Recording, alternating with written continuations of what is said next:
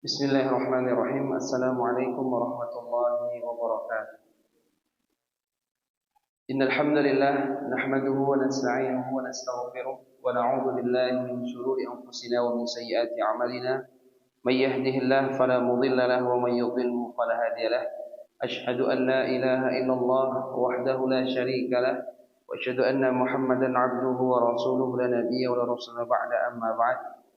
Bapak Ibu jamaah salat subuh yang dimuliakan Allah Subhanahu wa taala, alhamdulillah bersyukur kepada Allah atas segala limpahan nikmat yang Allah berikan kepada kita pada pagi yang berbahagia ini.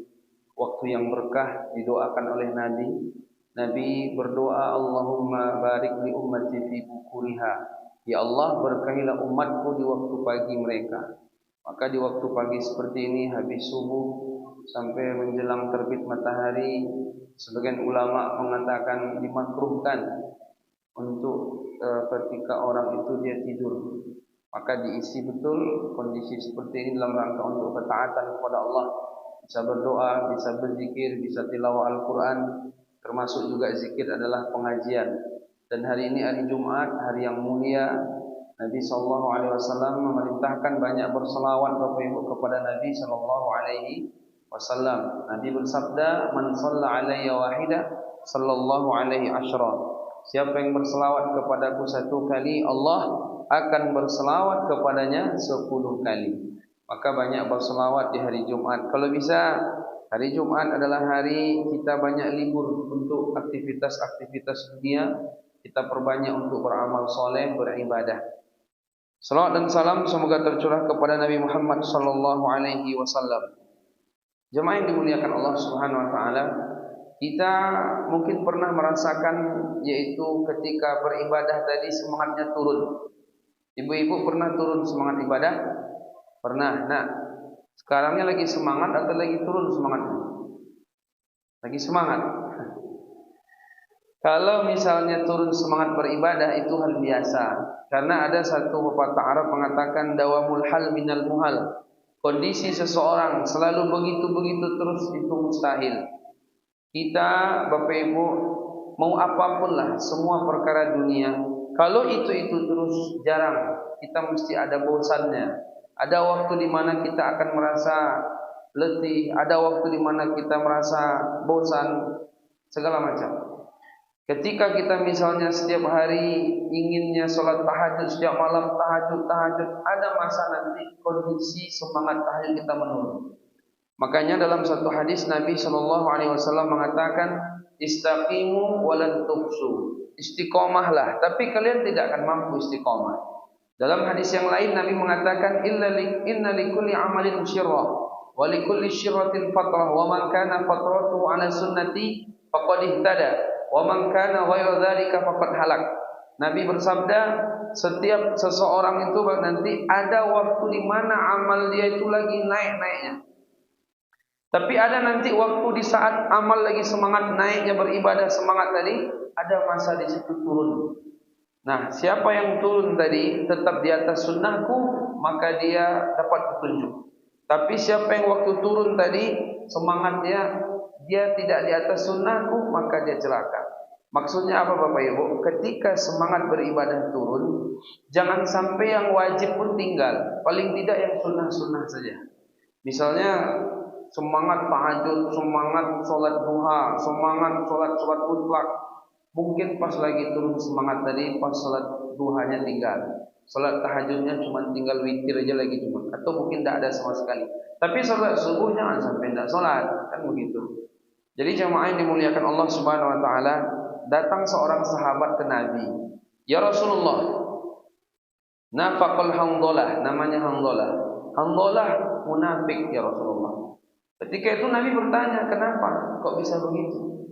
Iya ya Rasulullah, kami kalau datang berjumpa dengan Anda, kami seolah-olah itu nampak akhirat, betul-betul nampak surga itu, semangat beribadah. Tapi kalau sudah pulang ke rumah, ketemu dengan keluarga, nampak sawah ladang, semangat ibadah turun.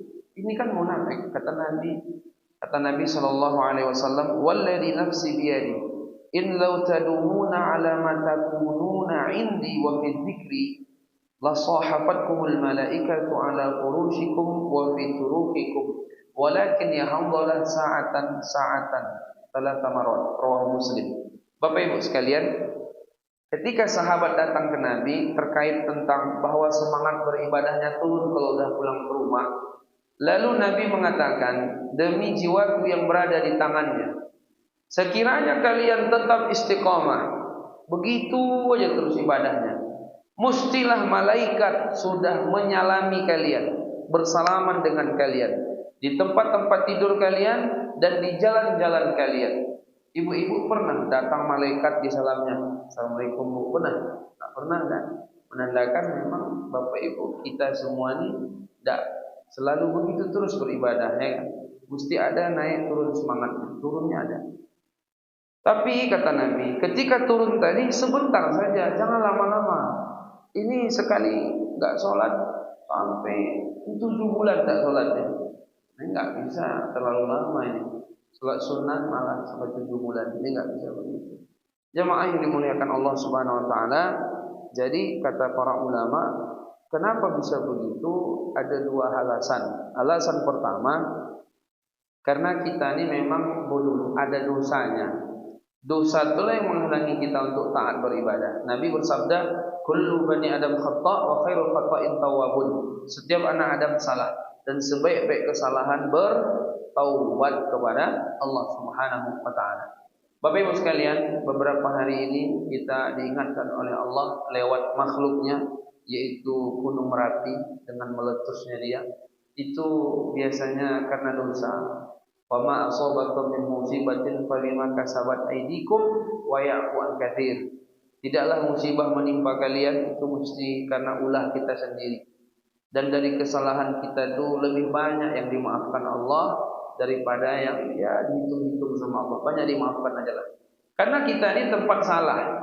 Kullu bani Adam khata', setiap anak Adam salah. Cuman memang begitu tadi. Kata Ali bin Abi Thalib, ma nuzilal bala illa bi dzambin wa la rufi'al bala illa bit taubah. Tidaklah diturunkan azab kecuali karena dosa, dan tidaklah diangkat azab lagi kecuali dengan bertaubat. Mungkin kalau Gunung Merapi itu belum meledak kemarin, malam besok nih tahun baru beribu orang kata mungkin. Tapi kayaknya sekarang tak berani. Tunggu agak berapa bulan katanya. Dia baru datang lagi. Kadang banyak orang bermaksiat. Jamaah yang dimuliakan Allah Subhanahu wa taala, Nabi mengatakan setiap anak Adam ada salahnya dan sebaik-baik kesalahan taubat. Jadi memang kalau turun semangat beribadah tadi, berarti kan dia mulai jatuh dalam kesalahan. Dan biasanya kata para ulama ada satu kaidah satu kaidah dikatakan oleh para ulama, al-iman yazidu wa yanqus, yazidu bil ta'ah wa yanqusu bil ma'siyah. Iman itu naik karena ketaatan, turunnya iman karena maksiat. Jadi kenapa iman turun? Karena maksiat. Sementara anak Adam ini sudah dipastikan mesti dia ada maksiatnya nanti. Orang-orang bertakwa mereka ada juga melakukan kemaksiatan, Bapak Ibu. Dalam Al-Quran Allah katakan juga, innal ladzina taqaw idza massahum ta'ifun minasyaiton tadzakkaru fa idzahum mubsirun. Orang-orang bertakwa, kalau mereka diganggu sama setan, was-was setan datang, mereka ingat sama Allah dan langsung mereka melihat apalah kesalahan saya. Orang kalau dia makin dekat dengan Allah, sedikit aja salah, langsung ditegur. Tapi kalau Allah dah enggak suka sama seseorang, maka ketika bermaksiat dibiarkan saja. Maka Bapak Ibu jemaah yang dimuliakan Allah, itu yang pertama kata para ulama. Yang kedua, hati kita ini mudah sekali dia berubah. Makanya ada satu kalimat, sumiyal qalbu qalban litaqallubihi. Hati itu disebut hati karena dia mudah berubah-berubah. Maka kita sebagian ulama mengatakan jangan terlalu pede dengan kondisi hati kita hari ini. Bisa jadi nanti dia berubah. Awalnya kita semangat beribadah, nanti tidak semangat lagi. Awalnya kita betul-betul membela Islam, justru bisa jadi berubah membenci Islam. Maka Bapak Ibu selalu kita berdoa sebagaimana doa yang dipanjatkan tadi, Allahumma ya musarrifal qulub, sarrif qalbi ala ta'atik Wa ya mutsabbital qulub, tsabbit qalbi ala dinik. Wahai Maha yang membolak-balikkan hati, bolak-balikkan hati selalu di atas ketaatan kepadamu ya Allah. Wahai Maha yang meneguhkan hati, teguhkan hati selalu di atas agamamu. Jangan sampai murtad. Bapak Ibu sekalian, jamaah yang dimuliakan. Nah, turun semangat ibadah nih di situ disebut dengan futur. Futur namanya. Turun semangat ibadah. Jamaah, bagaimana cara menanggulangi semangat ibadah turun? Pertama, kata para ulama, beribadah itu sesuai kemampuan, sesuai dengan kesadaran. Jangan hanya modal semangat. Makanya jemaah yang dimuliakan Allah, dalam satu hadis Nabi mengatakan, hendaknya kita beramal sesuai kemampuan kita. Karena Allah tidak pernah bosan sampai kita bosan. Sebaik-baik amal sedikit tapi konsisten, daripada banyak-banyak tidak konsisten. Kenapa Nabi mengatakan khair amal? Kata Nabi SAW, sebaik-baik amal adalah adwamuha wa in qalla, konsisten meskipun sedikit. Tahajud 2 rakaat 1 witir, 2 rakaat 1 witir sebulan, tapi konsisten, daripada 8 rakaat 3 witir sekali, habis itu libur 6 bulan. Nah, ini terlalu apa juga. Jadi jamaah yang dimuliakan Allah Subhanahu wa taala, apalagi orang-orang yang baru hijrah, yang dia baru sadar bahwa hidup ini untuk ibadah, bukan untuk cari kerja aja, cari makan, enggak. Hidup untuk ibadah, dunia dicari, kalau bisa kejar sebanyak mungkin, tapi enggak masuk ke hati dia, cukup di tangan saja, dan orientasi dia dunia itu digunakannya untuk menggapai akhirat. Itu yang bagus gitu kan. Jadi persentase kita mencari dunia jangan dikurangi, tapi mindset kita yang dirubah. Selama ini dunia tujuan, sekarang geser dunia sarana menuju tujuan yang lebih daripada dunia, yaitu alam akhirat. Nah, jemaah yang dimuliakan Allah, orang-orang yang baru-baru itu kan biasanya kadang semangatnya tinggi kali, kesadarannya belum kembang dengan semangat dia. Antara iman yang tertanam di hati dia itu belum kuat sebagaimana semangatnya. Akhirnya dia buat pengajian, setiap hari pengajian di rumah dia.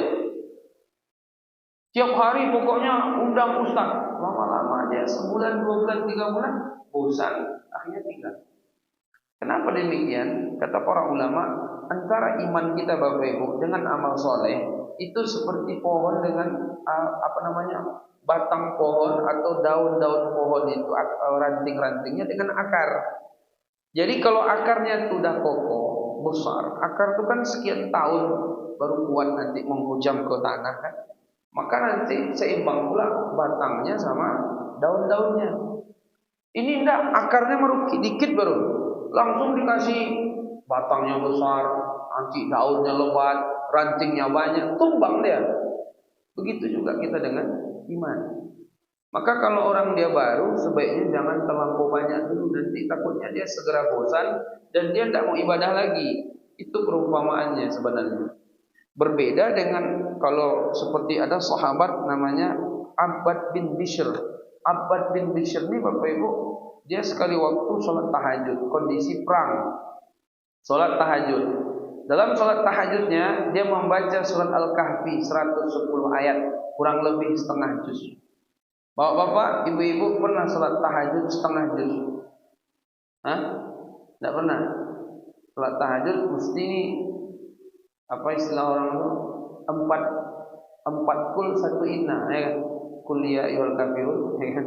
Qul Allahu ahad, qul a'udzu falaq, qul binas, inna 1. Apa itu? Inna atau inna? Nah, itu. Kalau dia setengah juz, kalau yang lain lebih banyak lagi. Itu ketika dia sholat tahajud, Bapak Ibu sekalian, jamaah yang dimuliakan Allah Subhanahu wa taala, dia dipanah sama musuh. Panah pertama masuk, ya santai aja. Panah kedua biasa. Panah ketiga tidak batal sholatnya. Darah sudah bercucuran. Ketika itu sudah masuk 3 panah ke tubuh dia, Abbad bin Bishr ini. Selesai dia sholat, salam, assalamualaikum, assalamualaikum. Ditanya sama yang sahabat yang lain, kenapa kamu tidak langsung batalkan sholat? Itu kan tak kena panah tuh, tidak 1, 3. Kita baru lewat nyamuk, udah gini-gini kan. Lama kali maminya orang udah kena nyamuk apa. Kita dikit aja baru udah protes gitu kan. Sahabat tidak, sudah 3 kali dan 3 panah masuk ke tubuh dia. Yang sholat tidak batal. Ditanya kenapa? Saya betul-betul menikmati bacaan surat Al-Kahfi dan saya ingin menyelesaikan bacaan saya. Itu iman sudah kokoh betul. Kena panah 3. Oh, luar biasa. Itulah sahabat-sahabat Nabi. Mereka memang merasa nikmat ketika beribadah kepada Allah. Makanya kita ini kan Bapak Ibu kan sampai ada begini apanya nasihatnya kan. Kita kalau punya musibah, kalau punya masalah, ingat Allah, ya kan? Ingat Allah. Nabi kalau ada musibah datang, ada masalah berat, Nabi sholat sunnah 2 rakaat. Ada masalah lagi, sholat sunnah lagi 2 rakaat. Jadi lapornya sama Allah. Makanya Nabi mengatakan wa ju'ilat qurratu 'aini fis shalah, dijadikan satu kenikmatan bagi Nabi adalah sholat. Jadi sholat itu satu kenikmatan yang luar biasa. Istirahat, kenikmatan yang luar biasa. Maka kalau ada orang beriman ketika sholat dia merasa risih, berarti ini bermasalah. Dia mau dikasih obat, dikasih vitamin, kok malah tidak mau. Nah, maka Bapak Ibu jamaah, itu yang pertama untuk mengantisipasi rasa ketika futur turun semangat beribadah, kata para ulama. Kemudian selanjutnya, bagaimana biar kembali pulih semangat beribadah tadi yang turun, biar semangat kembali? Kata ulama Bapak Ibu, cari teman yang benar, cari kawan yang baik. Karena kawan itu mempengaruhi kita sampai 80%. Ini dalam hal apapun. Termasuk juga anak-anak Bapak Ibu sekalian. Dia biar baik, jangan sembarang berkawan. Nanti kawan mempengaruhi dia. Dalam kaidah apapun, dalam kaidah keseharian, kawan ini sangat penting.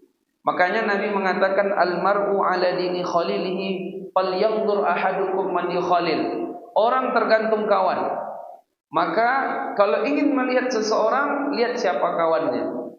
Kalau kawannya baik, dia mesti baik. Kalau kawannya buruk, dia mesti buruk. Makanya Nabi mengumpamakan pertemanan seperti orang yang penjual minyak harum dengan, mohon maaf, yang mereka pandai besi. Kalaupun dia tidak punya minyak harum, kalau kawannya baik, paling enggak wanginya tercium, ya kan? Kalau yang pandai besi, meskipun dia tidak langsung memukul-mukul besi itu dengan palunya, paling enggak hawanya dia pun dapat juga. Jadi Bapak Ibu jamaah yang dimuliakan Allah Subhanahu wa taala, karena kawan orang nanti akan semangat kembali beribadah. Misalnya ibu-ibu tidak datang lagi pengajian, tidak datang lagi sholat subuh, malas datang. Datang kawan ditanya, kemana kau tidak nampak selama ini? 5 hari kemana saja? Itulah lagi agak apa nih? Ayolah teman, ke masjid kita lagi pengajian lagi, hadir. Itu semangat gitu. Kawan itu, kawan sampai 80% membuat seseorang ini semangat atau tidak semangat. Jadi kawan ini 2. Satu kawan yang cuma sekedar saja, yang kedua kawan yang betul-betul akrab. Jadi yang kawan tidak layak diakrabi, jangan diakrabi dia. Tapi kalau memang yang dia layak, dekatlah dengan dia sehingga membuat kita semangat beribadah. Jamaah yang dimuliakan Allah Subhanahu wa taala. Jadi orang sekitar itu sangat penting, Bapak. Orang sekitar itu sangat penting. Makanya sampai ada ulama mengatakan kalau kita tinggal atau dimanapun, itu memang yang paling penting tetangga. Tetangga itu kan orang terdekat kita. Al-jar qabla dar, tetangga sebelum rumah. Bukan rumah baru tetangga, tapi tetangga dulu baru rumah. Kenapa? Karena bagaimanapun orang yang terdekat kita cukup mempengaruhi kehidupan.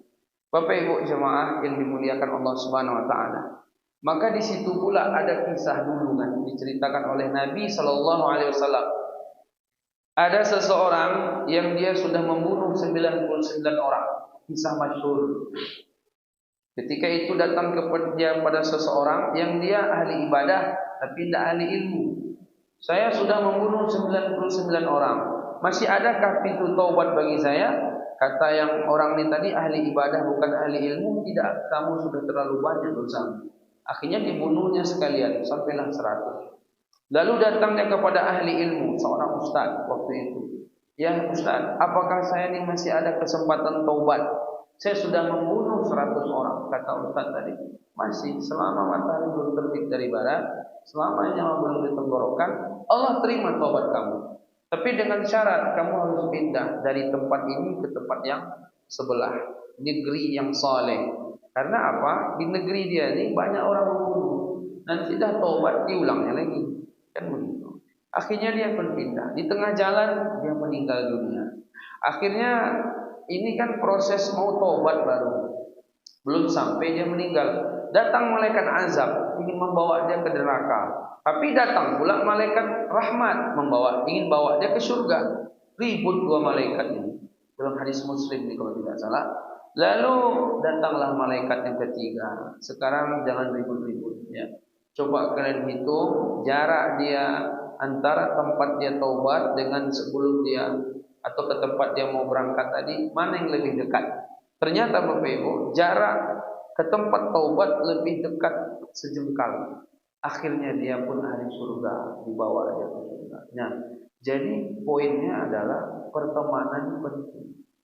Jadi kalau semangat turun beribadah, cari kawan yang menyemangatin kita. Makanya Bapak Ibu kata Umar bin Khattab, tidak ada nikmat yang lebih besar di dunia. Setelah nikmat Islam, yang nomor duanya adalah berkawan dengan orang-orang beriman. Makanya kata Imam Hasan Al-Basri, ikhwanuna aghla min ahlina, fa ikhwanuna yudzakkirunana bil akhirah. Wa ahluna yudzakkirunana bid dunya. Saudara seiman itu kadang lebih mahal harganya daripada keluarga. Kenapa? Keluarga selalu mengingatkan kepada dunia, tapi saudara seiman mengingatkan kepada akhirat. Jadi Bapak Ibu kita kalau ketemu adik kita, ketemu abang kita, ketemu keluarga, itu mesti pembahasan dunia. Kalau balik itu, anu ya, apa ya? Apa kini mati enggak? Pasti dunia aja dibahas. Mau dia ustaz enggak ustaz, ya kan? Abangnya ustaz, adiknya ustaz. Kalau kita jumpa pasti dunia pembahasan. Tapi kalau saudara seiman, ada pengajian tadi di situ, ikut enggak? Jadi semangat kita gitu. Ini jamaah yang dimuliakan, kemudian banyak dia, tapi diantaranya juga adalah jangan meremehkan dosa kecil. Dosa kecil. La tahqiranna saghiratan innal jibala minal hasa. Kata ulama, jangan remehkan dosa kecil karena gunung itu bisa sebesar itu karena kerikil-kerikil kecil. Bapak Ibu, ketika kemarin terjadi peristiwa Gunung Merapi, ke rumah datang sampai batu-batu kerikil tuh. Sampai ya. Itu mahal harganya tuh. Kalau masuk ke dalam ngambil mahal tuh. Ya kan? Ada ndak orang yang mau ngambil batu kerikil yang ke rumah kita kemarin masuk ke dalam kawah? Ada? Nggak ada, tuh mahal tuh. Ya kan? Itu bermiliar-miliar harganya tuh. Ngambilnya payah terbang ke rumah kita. Itu kan kecil-kecil di kan? Kecil-kecil tuh jadi gunung gitu. Ya. Begitulah dosa kecil. Kadang dosa kecil tuh lebih berbahaya daripada dosa besar. Kalau dosa besar orang sadar dan orang menghindar darinya dan malu melakukannya. Tapi kalau dosa kecil tidak sadar, dosa melihat itu kan dosa kecil itu, melihat yang nggak layak dilihat itu dosa kecil. Nah kadang dosa kecil ini menumpuk, jadilah dia dosa besar. Nah dosa-dosa kecil ini yang menghalangi kita. Di antara dosa kecil hari ini Bapak Ibu, YouTube nih ya, YouTube nih, Facebook kita lihat video yang kadang cuma hanya lewat-lewat saja, foto yang cuma lewat-lewat saja. Itu mungkin dosa kecil. Kalau dikaji saya memahami itu bagian dari dosa kecil. Karena kan dosa memandang. Ya. Tapi kalau lama-lama dinikmati betul, habis itu masuk ke hati kita, dikuasai, nanti lama bisa jatuh kepada dosa besar. Karena dosa kecil sering-sering kan besar dia nanti. Kan begitu. Maka jauhi dosa-dosa kecil. Karena dengan dosa-dosa kecil ini kadang membuat kita itu tidak semangat beribadah, turun ibadah kita tadi. Wallahu a'lam bishawab. Mungkin itu saja, cukup sekian. Jazakumullah. Ya.